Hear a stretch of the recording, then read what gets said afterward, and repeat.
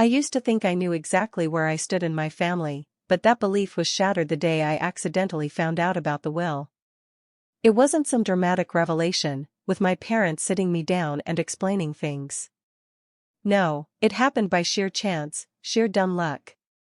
It was just a few months ago, on a regular visit to their house, the same house I had been helping them pay for over the past 5 years. I had always been the one making sure everything was taken care of, the mortgage, the groceries, even fixing things around the house. I was the one who kept it all running while my brother, Ben, did absolutely nothing. And when I say nothing, I mean nothing. No job, no responsibilities, just lounging around, waiting for life to hand him everything on a silver platter, which, apparently, my parents were more than happy to provide. That day, I was helping my dad with some paperwork, as usual. Neither of them ever bothered to figure out how to do things themselves. He asked me to scan some documents, legal and financial stuff, and I didn't think much of it. But then I saw it. A folder, tucked in the pile, labeled estate plan and last will and testament. Now, I don't normally snoop, but curiosity got the better of me.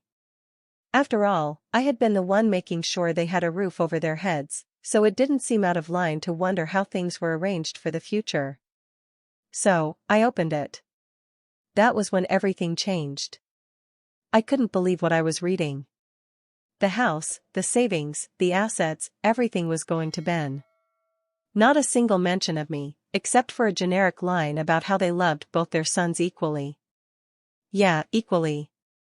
That's why they made sure their golden child inherited everything, while the son who was actually keeping them afloat didn't even get a footnote. I felt like a fool.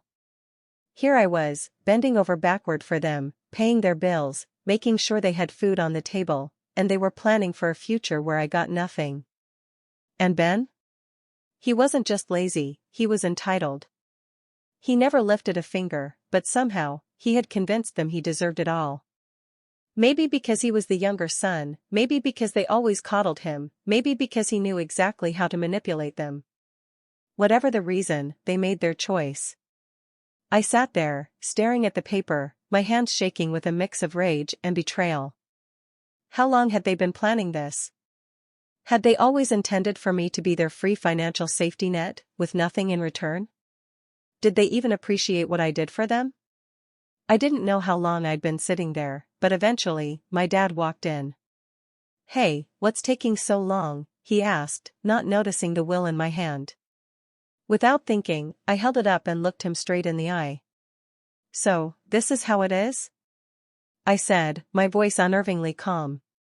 "Everything to Ben? After everything I've done for you?" His face went pale for a second, but then he just sighed, like I was some child throwing a tantrum. "Sarah, it's not what you think," he muttered. I snapped.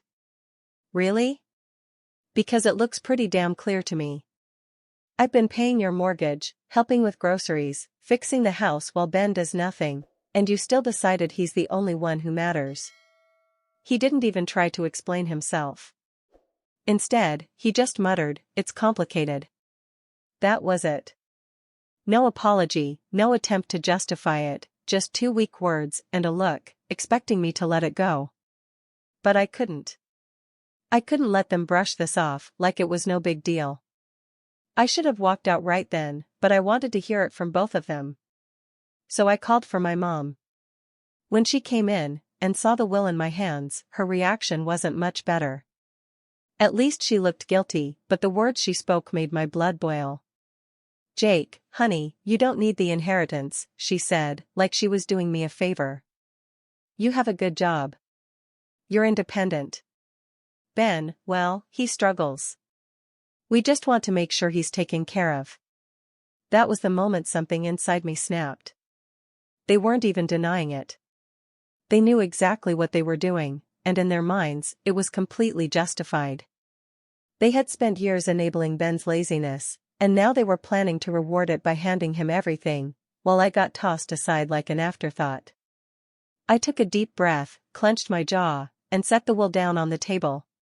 "Got it," I said, my voice eerily calm. "Glad to know where we stand." Then I turned and walked out, slamming the door behind me. They made their choice. Now, it was time for me to make mine. I didn't call. I didn't check in. For the first time in years, I left them to their own devices, letting them handle their own problems. The house needed repairs? They could fix it. The grocery runs? They could do it themselves. The mortgage? Not my problem anymore. The silence from them was deafening. At first, I think they assumed I was just throwing a tantrum, that I'd come crawling back like I always did. Maybe they thought I'd cool off and apologize for daring to question their decision. But as days turned into weeks, and I didn't budge, the reality of the situation started to settle in. The first text came 2 weeks later, from my dad: "The property taxes are due." "No, how have you been?" "No, we appreciate everything you've done." Just a cold, transactional message, as if I was still their personal ATM. I stared at my phone for a moment, almost amused at how predictable they were. They thought they could just ask for money like nothing had happened. They thought I would just roll over and keep playing my part in their little game.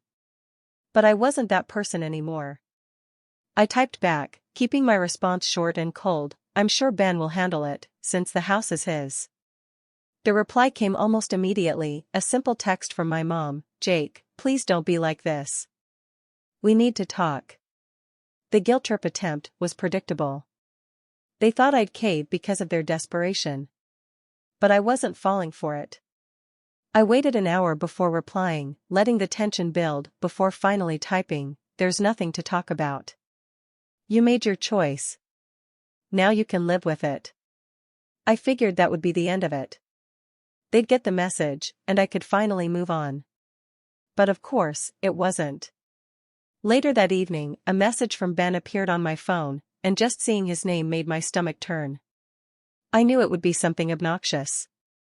"Dude, why are you being such a drama queen? It's not a big deal. Just help them out like you always do." I nearly laughed. Not a big deal? This was my entire life we were talking about. This wasn't just some minor inconvenience. This was me being treated like an afterthought while Ben got everything handed to him. I shot back: "Nah. I think you've got it covered since you're the favorite and all." Ben, of course, didn't let it go. His response came quick, filled with that signature entitlement of his: "Oh my God. Are you seriously mad about the will? Grow up, man. It's just money. Just money." Of course, now that it was his to inherit, it didn't matter.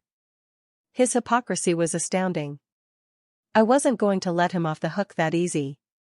"Then you won't mind using some of that money to pay for the mortgage, right?" I hit send and leaned back, watching as the text bubble disappeared. A few minutes passed, then silence. Not even a word from him. He had nothing to say. It was almost like the weight of the truth had finally hit him. A few moments later, my mom texted again. This time, she was pulling out all the stops, going full guilt trip mode. "Jake, we're your parents. Family takes care of each other. We did so much for you growing up, and now you're just abandoning us?" I had to stop myself from throwing my phone across the room. Abandoning them? I had spent years making sure they never had to struggle, all while they coddled Ben and rewarded his laziness. Now that they had to face the consequences of their decisions, I was the one who was selfish? I wasn't falling for it. Not this time. I replied, keeping my tone sharp: "You made it clear I wasn't part of the family when you left me out of the will. Now Ben can take care of you." I could almost hear her gasp through the phone. She always had a flair for acting like the victim, even when she was the one in the wrong. A few minutes later, my dad sent another text. It was one of those messages that made my blood boil: "We're not asking for much. Just enough to cover the mortgage for a few more months until we figure things out. Don't be selfish." Selfish. The word stung like a slap to the face. I had been the one sacrificing, the one keeping them afloat for all these years, and now, when I finally stood up for myself, I was the one being selfish? I could feel the anger building in my chest, but I stayed calm. I typed back, no. I'm done. I hit send, and then I turned off my phone.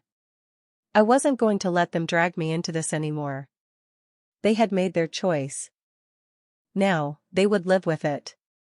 Before I share what happened next, the moment that completely changed everything for me, I want to connect with you, my amazing viewers. Where are you watching from? Drop your country's flag in the comments below. And if you've ever had to fight for something you believe in, hit that like button, because this story is just getting started. The following day, I couldn't shake off the weight of the situation. Every time I closed my eyes, all I could see was that will, the cold, indifferent words written on it. My parents' silence was more suffocating than I could have imagined, and I knew the confrontation was inevitable. I wasn't going to let them brush this under the rug. I needed answers. It was just after dinner when I decided to confront my father. I didn't care that he was watching TV or that Ben was probably lounging in his room, doing nothing. I was done being the quiet son who sat in the background, letting things slide. I marched into the living room where my dad was sitting, remote control in hand, a look of confusion crossing his face when he saw me standing in front of him, arms crossed. "Alex, what's going on? Why are you being like this?" he asked, his voice carrying that tired, exasperated tone he always used when he expected me to just follow along with whatever he said. I didn't waste any time. "You know exactly what's going on," I said, my voice steady but tinged with anger. "I found the will. And I want to know why you didn't say a word to me about it." His face went pale, and for a moment, I thought he might say something, anything, to explain himself. But he didn't. He just stared at me like I had slapped him. "Alex, he began, but I cut him off, my patience thin. "No. Don't try to justify this," I snapped. "You gave everything to Ben, everything, and I get nothing.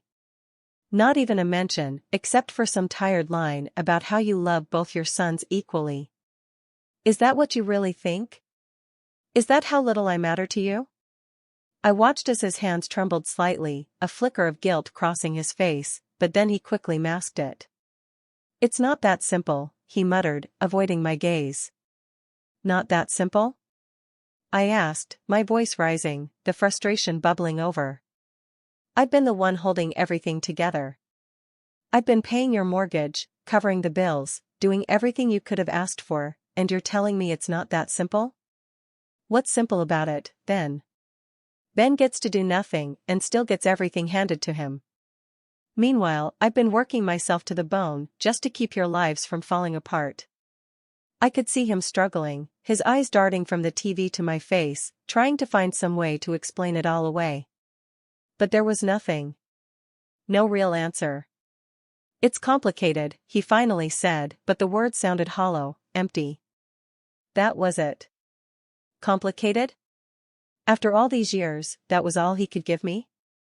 A weak excuse that meant nothing?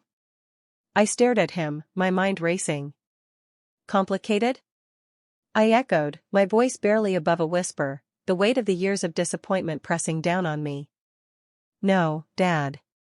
It's not complicated. It's a choice. You made a choice, and I wasn't part of it. All these years, I've been your backup, your financial safety net.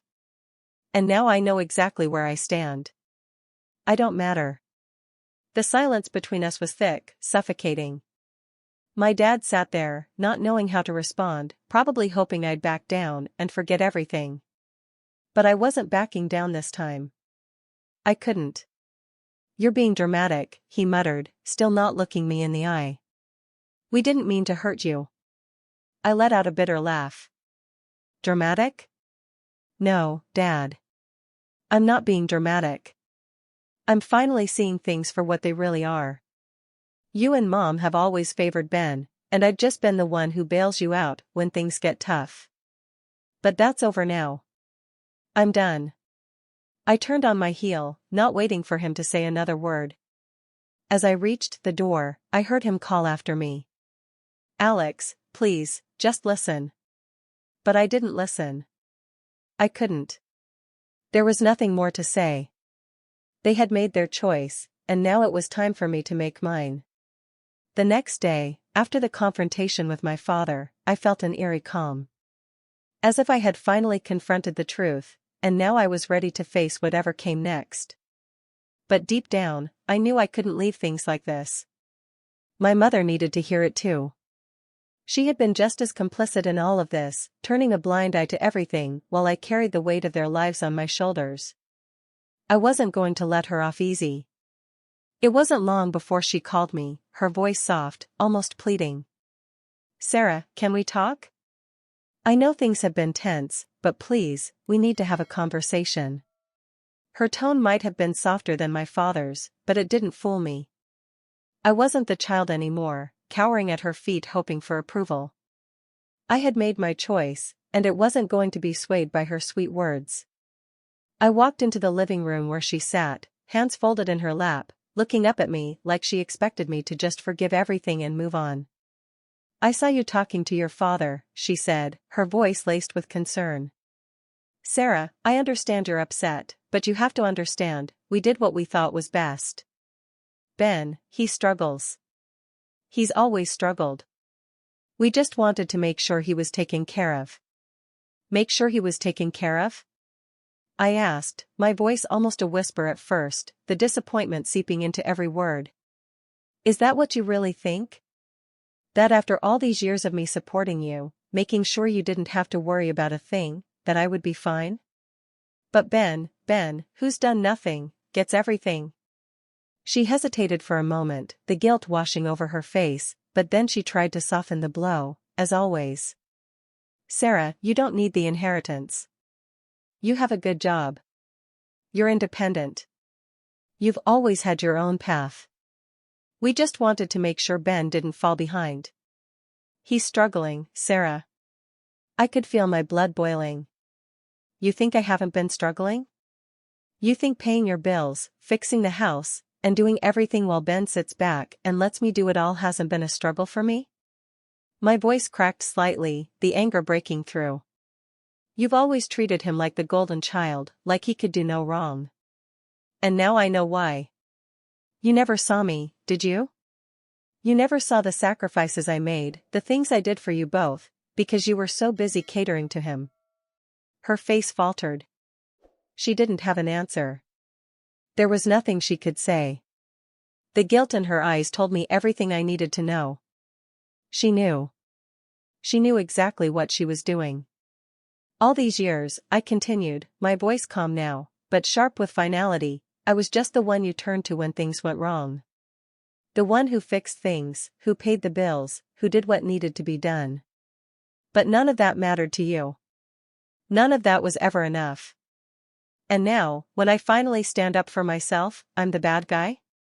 You're telling me that I'm the one in the wrong for expecting something, anything, after everything I've done for you?" She opened her mouth to say something, but the words died in her throat. She couldn't even look me in the eye. I shook my head, the disappointment too much to bear. "You know what, Mom?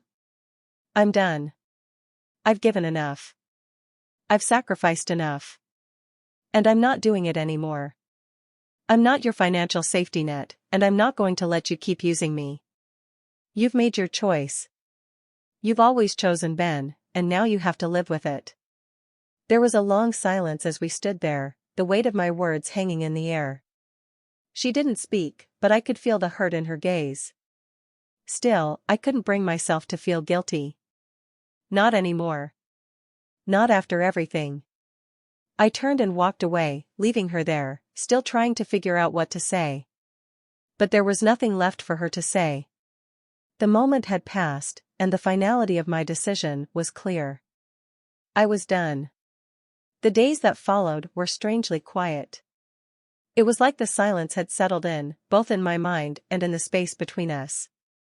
I had expected them to come rushing to me, begging me to help, trying to fix the mess they had created. But nothing came. No calls, no desperate texts, just the heavy weight of their absence. And with that silence, I began to realize something profound. I wasn't the one who had to fix things anymore. For the first time in years, I wasn't responsible for their problems. I didn't check my phone first thing in the morning anymore, didn't listen for the buzz that used to mean another favor or another responsibility piled on me. It felt freeing, almost surreal, to not be weighed down by that constant pressure. For the first time, I was allowing myself to breathe. The relief was almost immediate. No more late-night texts asking me to cover the mortgage. No more dropping everything to run errands for them. I was no longer the one scrambling to hold everything together. Instead, I was focusing on my own life, on my own needs. There was a part of me, though, that still wanted to reach out, still wanted to make sure they were okay. But then I would remember the will, the words my mother had said about Ben, and the years of feeling invisible. I wasn't responsible for them anymore. It was clear to me now. My whole life, I had been the one who held everything together, who made sure their lives ran smoothly while they turned a blind eye to the sacrifices I was making. I had been the reliable one, the one they leaned on when things got tough. But where were they when I needed them? The moment I stopped playing the role of their personal ATM, their golden child, everything fell apart. And now, they expected me to step back in and fix things again? No. This time, it was different. I had reached my breaking point. I wasn't going to be their crutch anymore. I wasn't going to keep covering for them, smoothing over their mistakes, making sure they didn't have to face the consequences of their choices.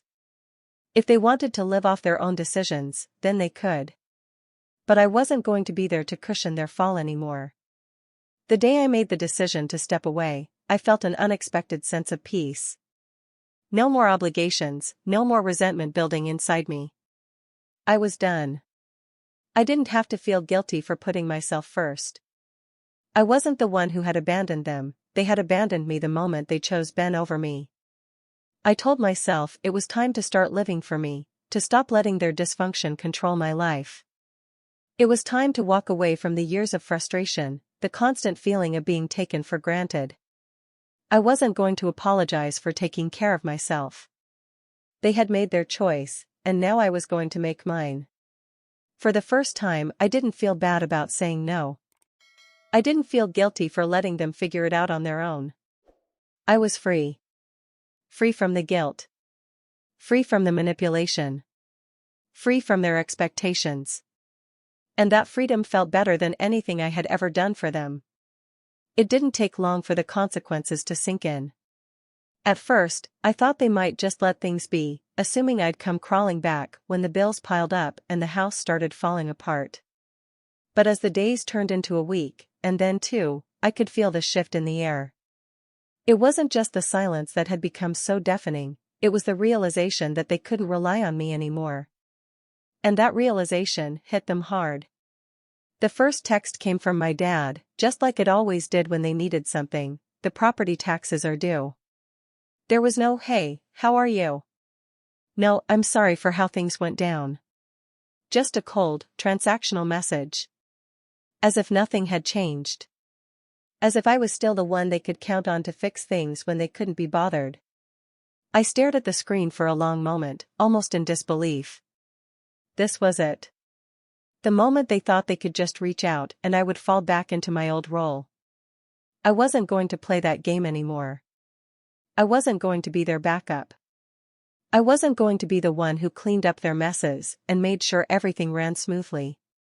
So, I typed a response: "I'm sure Ben will handle it, since the house is his now." I pressed send and put the phone down, waiting for the inevitable.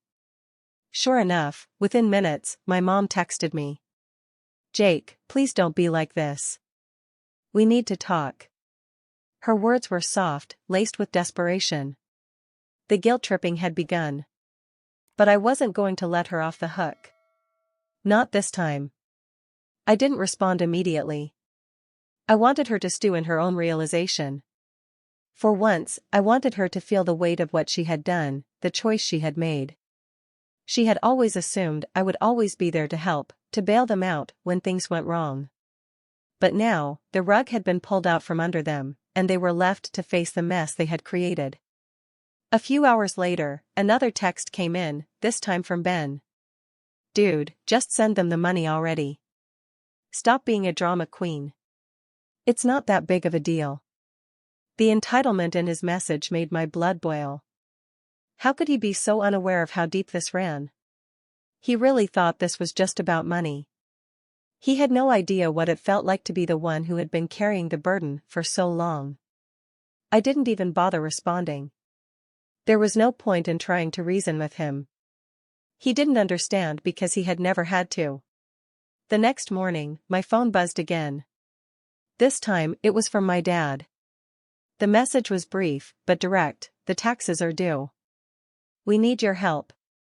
No apology. No understanding. Just another demand.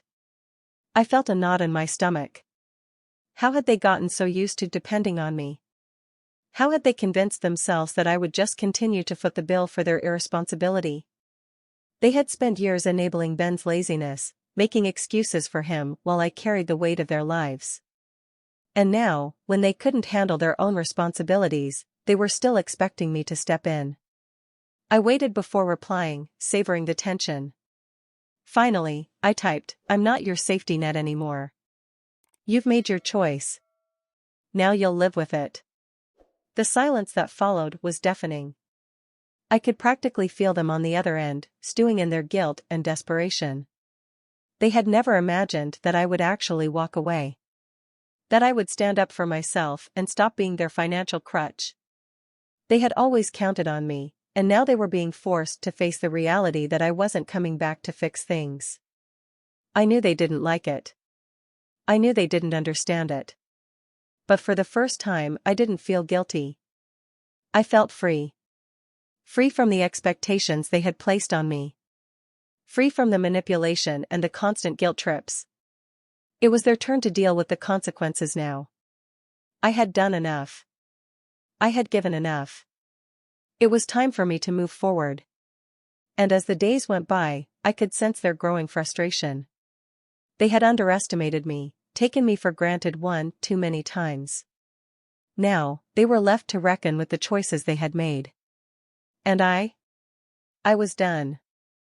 A week had passed, and the silence between us had stretched long enough to feel suffocating. My parents had sent a few more messages, all of them blending into the same desperate tone. There was no apology, no acknowledgement of what they had done wrong. Just a string of pleas, demanding I help them out like I always had. It was as if they couldn't even process the fact that I had walked away. That I wasn't going to be the one to bail them out anymore. One evening, as I was sitting in my apartment, my phone buzzed. I glanced at the screen, and it was my dad. I had expected this, expected that sooner or later, he would reach out again. The text was simple, but the words hit harder than I could have anticipated. "We're not asking for much. Just enough to cover the mortgage for a few more months until we figure things out. Don't be selfish. Don't be selfish." The words echoed in my head, the irony of them almost too much to bear. For years, I had given everything, my money, my time, my energy, and now, when I finally said no, when I finally stopped being the one who always saved them, I was the selfish one? I stared at the text for a while, my fingers itching to respond, but something in me held back. The anger I had been holding on to for so long was bubbling up again, but this time I knew I wasn't going to let them manipulate me. Not anymore. I wasn't their doormat. I wasn't going to fall into their guilt traps. I typed back, my response cold and firm, "No. I'm done." I hit send, and for a moment, I sat there, letting the finality of my decision sink in. It wasn't just about money anymore. It was about respect. It was about finally putting my foot down and saying that I wasn't going to let them treat me like I was disposable. The response from my mom came quickly. "Please, Jake, we need you. You're our son. Family takes care of each other." I could feel the manipulation in her words, and for the first time, I didn't feel the guilt that I usually would. I wasn't falling for it. I waited a while, before replying. There was no need to rush. I had nothing left to say to them.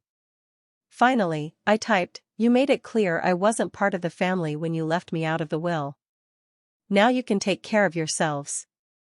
The weight of that message hit me harder than I expected. It wasn't just about money. It wasn't even about the house or the bills. It was about the years of being used, the years of giving without ever being given anything in return. And now, they were left to face the consequences of their choices, and I was done being the one who cleaned up their mess. It didn't take long for the situation to escalate. The following day, my phone rang.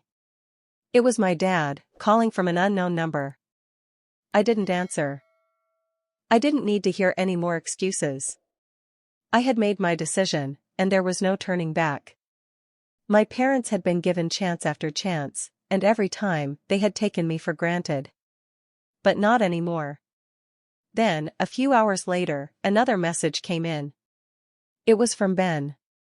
His message was even more infuriating than the others. You're really gonna let us lose the house over some petty grudge? We're family. You owe us. I could feel the fury rising in me. Owe you? I muttered under my breath. I owe you nothing. I let the anger simmer for a moment before responding, my fingers tight on the phone. You've had your entire life handed to you. Now it's time for you to figure it out on your own. There was silence after that. No reply from Ben. No desperate texts from my parents. I knew they were frustrated, probably furious. But I didn't care. They had made their choice long ago, and now it was time for me to live my life on my own terms. Later that evening, I received a message from my mom again. But this time, something felt different. She wasn't asking for money, or trying to guilt-trip me. She was just trying to connect. Please, Jake. We can't keep doing this. We love you. The message was so different from the others that it almost caught me off guard.